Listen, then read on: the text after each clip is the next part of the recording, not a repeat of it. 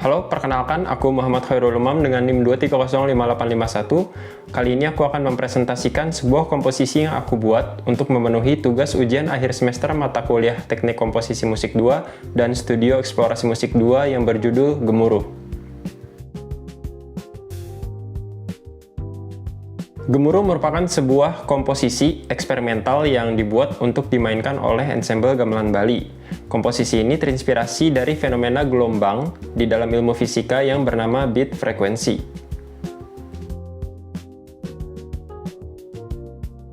Sebelum masuk ke pembahasan tentang teknik komposisi apa yang aku gunakan untuk menyusun karya ini, aku akan jelaskan secara sederhana apa itu beat frekuensi.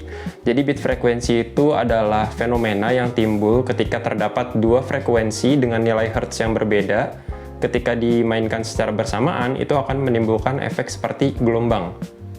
Nah, untuk detail terkait dengan penjelasan beat frekuensi secara menyeluruh, aku udah sertakan videonya di sini. Bisa diklik atau bisa dilihat dari gambar yang akan aku tampilkan di sini.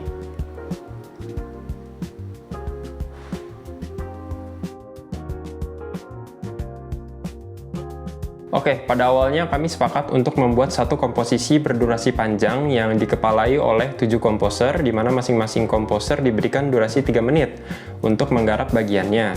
Jadi total durasi komposisi kami adalah 7 orang dikali 3 menit, sama dengan 21 menit. Kami juga sudah membuat kesepakatan terkait dengan instrumen apa yang akan kami gunakan untuk komposisi kami, dan terpilihlah gamelan Bali. Namun, karena terdapat beberapa hambatan dalam prosesnya, akhirnya kami bersama Pak Dodi sepakat untuk masing-masing komposer menggarap komposisinya sendiri secara individu, namun dengan syarat, di setiap komposisinya harus memakai gamelan Bali dengan unsur eksploratif dibebaskan kepada masing-masing komposer.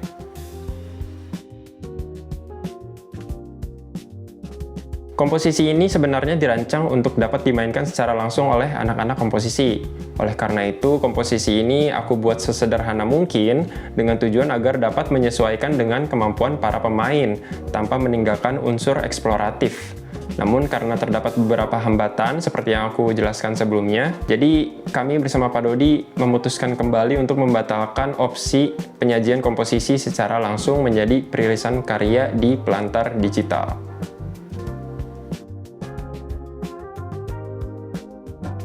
Seperti yang kita tahu, salah satu keunikan gamelan itu terdapat pada perbedaan tuningan antara masing-masing instrumen, walaupun dengan nama yang sama.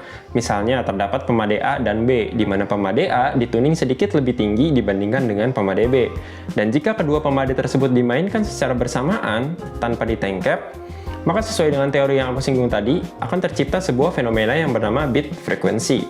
Nah, sejauh yang saya amati, gamelan Bali sering dimainkan dengan pola ritmis yang padat dan dengan tempo yang cepat.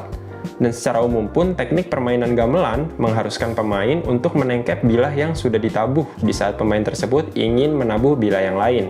Nah, sejauh yang saya amati juga pada beberapa pertunjukan gamelan, kebanyakan apresiator hanya menikmati melodi dan ritmisnya saja.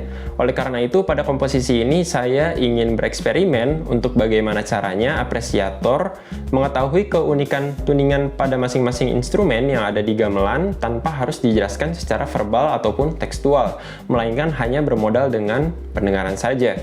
Oleh karena itu, pada komposisi ini saya memberikan instruksi untuk mensustain semua nada yang ditabuh dengan tujuan untuk menciptakan fenomena beat frekuensi di sepanjang komposisi. Dan saya juga mengolah penggunaan nada-nada di komposisi ini, jadi selain nada-nada ini menjadi pemanis, tujuan utama nada-nada ini adalah untuk menimbulkan nuansa beat frekuensi yang berbeda di setiap bagian.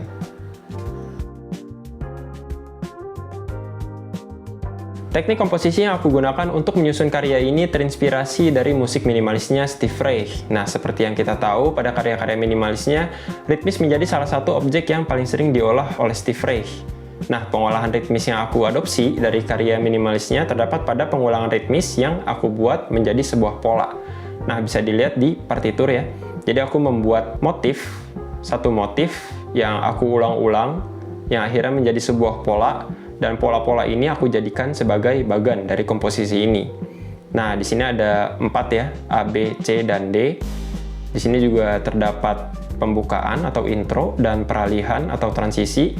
di mana intro di sini ditujukan untuk memberikan pengenalan awal terkait dengan bit frekuensi, dan transisi di sini ditujukan untuk memberikan jeda agar telinga apresiator tidak terlalu terganggu ketika mereka harus mendengarkan bit frekuensi di sepanjang karya ini. Penggunaan beberapa pola di sini, ya seperti yang aku bilang tadi, ditujukan untuk memberikan nuansa bit frekuensi yang berbeda di setiap bagian.